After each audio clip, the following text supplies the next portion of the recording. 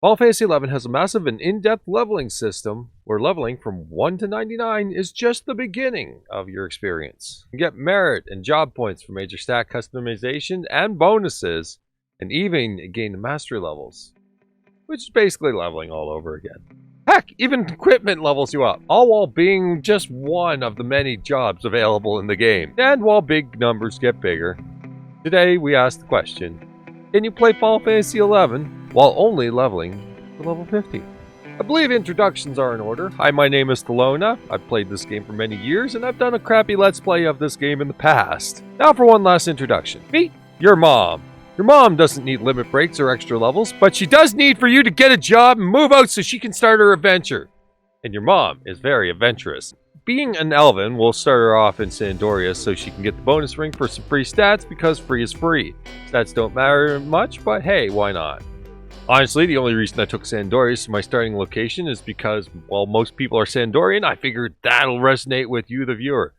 However, if you're from Bastock or Windy, drop down in the comments, hashtag anywhere but fucking Sandoria crew. Represent! Representing aside, we enter the game to find your mom is down with the thickness after the opening cutscene, adjust some quick settings to get things back on track, trade in for the 50 gil to the NPC, and be on our way. I should probably take some time right now to cover the ground rules in this challenge before we go any further, because in the current version of the game, leveling 1 to 50 is not particularly challenging. Mostly because you don't need to farm gear, thanks to sparks trading in. Though if you're doing the challenge yourself, feel free to alter it any way you like. To that end, we're saying no to sparks gear, so we need to get our gear elsewhere. I would have added gear from treasure caskets as well, but honestly I forgot they existed. Finally, everything else is solo, self-found, so no help from players, auction hosts, or any of my other characters involved here. We made one goal for this run, which was just to beat the Shadow Lord at level 50. There's plenty more we can do, but let's just stick with one thing for now. Back to your mom, who should now be getting the spark started for the experience point rewards, as well as getting the starting trust team together, series of NPC characters that'll fight alongside you. Right now, we have a bonus trust event available in-game, but it shouldn't affect too much. This challenge is quite playable without them. We get Ayami as Unity leader because why not? We're not tryharding here. So with everything set up, we go to Ron 4 to begin leveling up White Mage, as it's just ridiculously easy to level up to the 30 break point, let alone 50. Also at this time, considering it strongly as the job I use for Shadow Lord, so I figure it's a good place to start. Anyways, I have a relatively uneventful start to the leveling where I kill a few rabbits, get some sweet threads from chests, and Jack, but he ends up giving me Jack. At least I got the quest reward. Finally rounding off a quick jaunt into Romp 4 with your mom taking on a massive mushroom.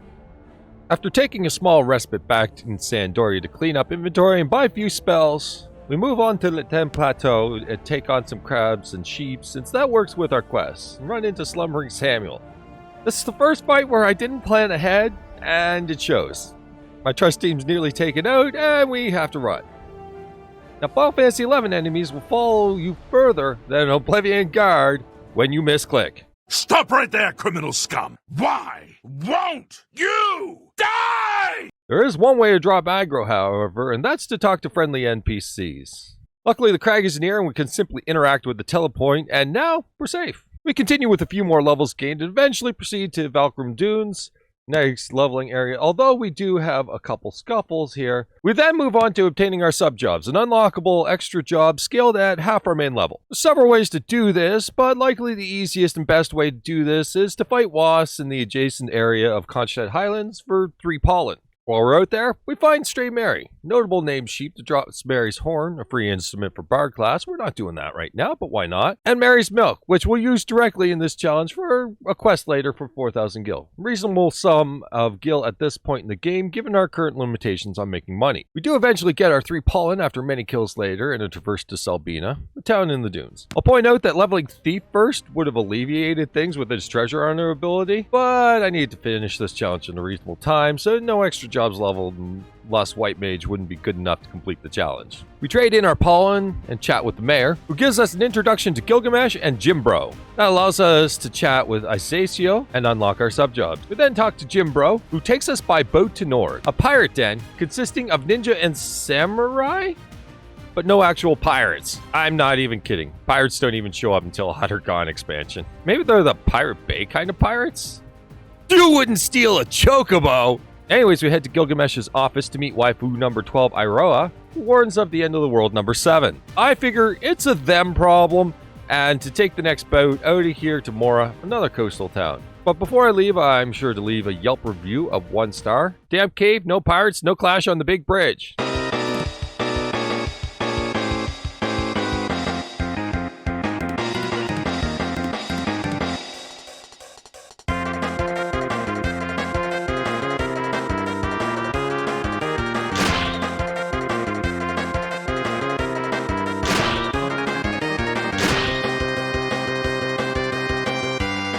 Back to Mora. I only come here to unlock the teleport for later, but decide to chill out in Bubarimo Peninsula for a few extra levels. Run into Wake Warder Wanda, who also has our first actual White Mage staff, but no dice this time. Deciding to keep going, I head north to Taronga Canyon and then on to Marifatad Mountains for a few extra levels. And the eventual goal of reaching Juno, a central hub town of the 3 nations. I end up spending far longer here than I originally expected, several hours in fact. Got the itch to farm some Gosmic grass from the flies in the area, a required item for the quest to ride chocobos. Got a bit carried away and farmed the lizards and twinstone earrings, and eventually the quest to crack treasure chests came up. And I destroyed everything for the treasure casket gear and quest count.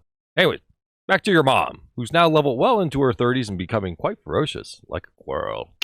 We make our way finally north into Soramug, Champagne, and your mom fights off many gigantic birds. Sometimes a few at once. I really hate that man. And at this time I tried to confuse YouTube as to the content of this video, but I didn't actually fight any cockatrices. Finally making it to Juno, we're ambushed by a few cutscenes that go on, and on, and on, and on, and on, and on, and on, and on. We make our way to the Chocobo stables to get a Chocobo license, which finally takes less time than the actual DMB. Not that that sets the bar high, so rather than an all-day affair, it takes mere minutes. This opens up the quest to get our personal mount, and we manage to clear the minigame that has nothing to do with mounts in 2 tries. What this does in the long run is dramatically speed up the pace of the run, as open areas are now a breeze to traverse. At this time, I felt it was likely a good thing if I go grab our Subjob. And while the game is technically possible to beat without a Subjob, Scholar offers several benefits. We head to Battalion Downs, and then proceed to the Maw to traverse to ye old Battalion Downs, and quickly are ambushed by yet another cutscene that goes on, and on, and on, and on. Finally landing in Eldam Necropolis, we chat with the NPC that gives us Scholar, who asks us for sheets of vellum, requiring us to go to ye old Crawler's Nest for a guy who knows how to get stuff, specifically vellum for the cost of Roland Berries. And of course, I planned ahead and bought the Roland Berries in Juno before our trek. Back to the Scholar, who asks us to use a 2-hour of a mage job, specifically red mage or black mage, because programmers were at a loss as to how you could possibly program less like crap to account for white mage's ability. Seriously, this game is taped together with the finest jank. Anyway, switch to red mage, use Chainsball, get Scholar. For leveling up Scholar, I decided to change scenery, head to Windhurst for the lo-fi chill of Saruda Bruda, which made me wonder while writing this script, is there a lo-fi Final Fantasy XI channel? Why, certainly there is. Although first impressions, dude would likely clean house if they ever did a 24/7 live lo-fi Mithra. Anyways, chill vibes aside, end up turning off the recording and just jamming Scholar straight to 25. Turns out I forgot to turn back on the recording, so let me catch you up. Started the Sandoria missions, so we could work towards Shadow Lord. First mission is to give the guard an axe from an orc. Second mission is to kill some bats. Serving our nation proudly with that one, I'm sure. That's where we come back in. During this shot of Rambuk, who likes stuff. Quest requires we kill dingbats for an item, but the bats only spawn between 1800 and 6. Spend some time messing around in King Rampar's tomb while waiting for nighttime. Take some time to dance on Spook's grave. Finally smack some bats, smack some Spook, and get some drops from both. Head back to the gate guard for a job well done. Saving the nation from the Chiroptera menace only to find out I have to check some sort of grave that the quest synopsis doesn't mention. Take some time to dance on Spook's grave. Go out for a dumb cutscene and back to the gate guard to complete the mission. Third mission involves saving some kid and whatever. The mission was so dull and packed with filler dialogue. I'm going to say we went to Gelsba, killed some orcs, and went back to the guard to complete, which gives us rank 2. First rank 2 mission is about as interesting as the last one, where we assist in some rescue operations. We find the guy, give him the sword, and BAM! They're rescued! And just for funsies, we change the gate guard we turn the mission back into.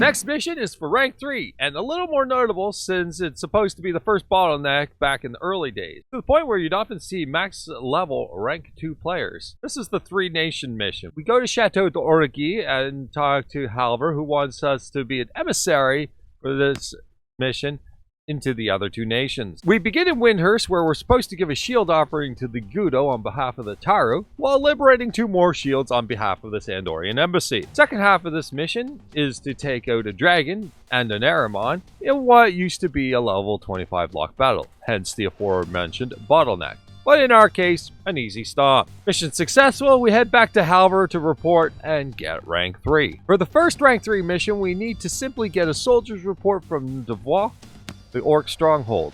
While that does sound intimidating, the scariest thing that could happen is you might get attacked, which could mean we might have to kill something. We get the report from the soldier easily using stealth trickery and return the report to Prince David Bowie and head back to the gate guard to complete and obtain the next mission. This one sees us report to the king and some overzealous guards who send us to the Sandorian embassy at Juno for further instructions. Turns out the ambassador has gone out to Delquit's tower for an investigation, so we head to Delquit's. And on, and on, and on, and on. Do an obnoxiously long run to the top of the tower just to liberate the elevator key from Porphyrion and go all the way back down again. After an elevator run and many flights of stairs. Did I mention this was an MMO? By this time, my eyeballs have completed their rotation of rolling into the back of my skull, and we finally find the emissary in the basement. We head back to the embassy and turn in for rank 4. We immediately begin the only rank 4 mission, Magicite, but don't let that fool you.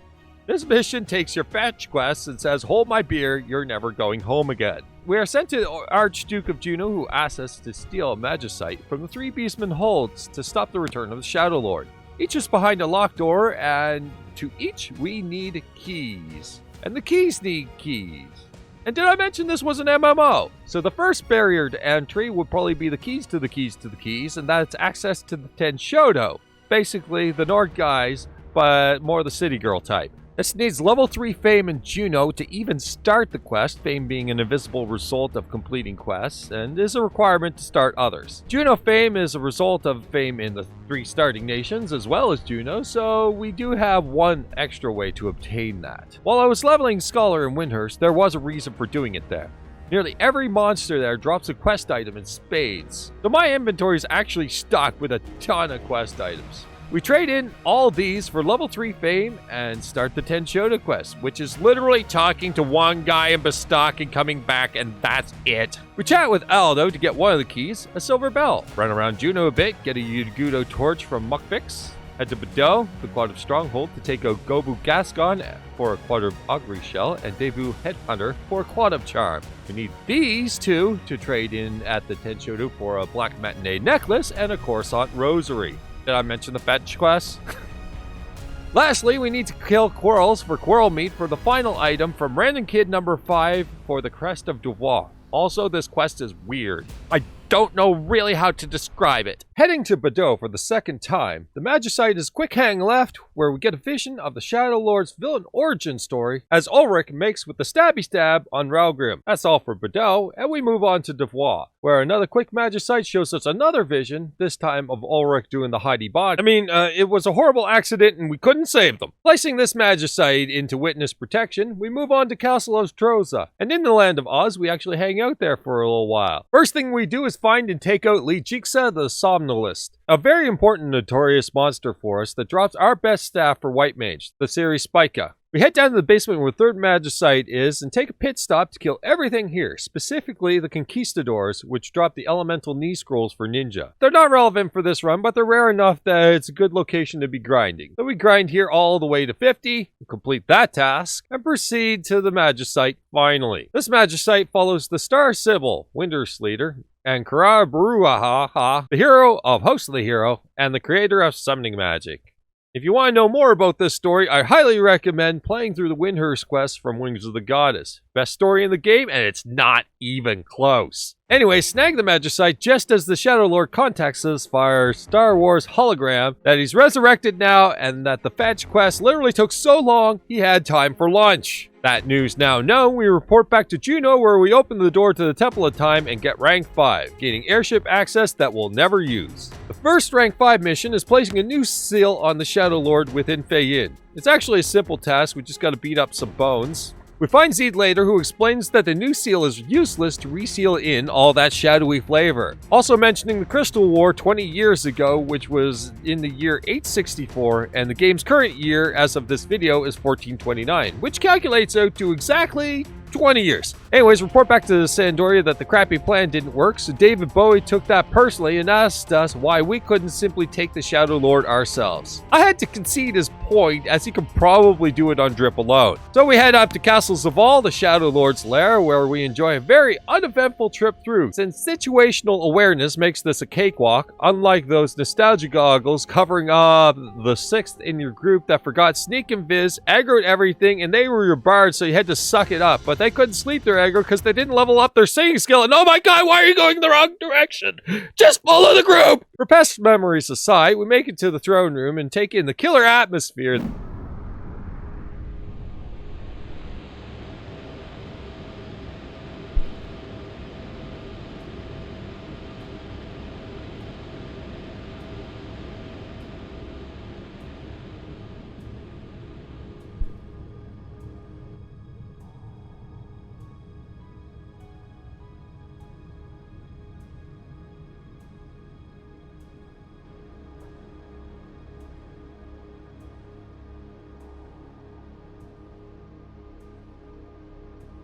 Now this fight has two modes. The first mode he shifts between physical and magic immune as you fight, making the team we use either have to be able to have longevity to last through those modes, or diverse to have multiple sources of damage. We opted for diverse even though Adelheid isn't the greatest. I could have waited one more day as Shantodu 2 was about to be available via event. But I wanted to see if I could do this without going easy mode, and it would have been real easy. Damage was good early, but Valanero ran out of MP, and Adelheid began curing over me and not damaging, making the fight slow to a crawl. I ran out of MP, and then so did Adelheid. I had to let go and force King to use his MP for the rest of Phase 1. It ended up narrowly working, and we move on to Phase 2. This phase is much simpler as there's no immunities and he just spams a low damage AoE. I was able to pretty much heal this one myself, even using Benediction just to make it easier, although I was hovering my finger over it during Phase 1 if it came down to it. The Trust get pretty aggro with the easy mode and take down the Shadow Lord with no difficulty. Report our hard-earned victory back to Sandoria where we get rank 6, which effectively makes our groceries 5 gil cheaper if we use the code Sandy5, and proving that we can play Final Fantasy XI at level 50 with no limit breaks. Now this was a fun experience we got to play in an unintended way, and I'll be honest with you, this is not my first time trying this. I've got another character I researched this with, and one thing I can confirm is the depth at what you can do at 50 well rivals the depth at level 75 or 99 or even 119's content today, despite there being less tailor-made stuff for the level. But there's plenty of chase gear such as Mercurial Chris or Saburo Tsukihiro, and yes, Saburo Samurai is very dumb when kitted out. Remember how good it was for you? Yeah, it's even worse when you've got the best. Anyways, if you're interested in what else your mom and I get up to when you're not around, feel free to hit that sub button. Lets me know you want more, and lets you know when I make more. With that, I hope you enjoyed. Take care. Bye-bye.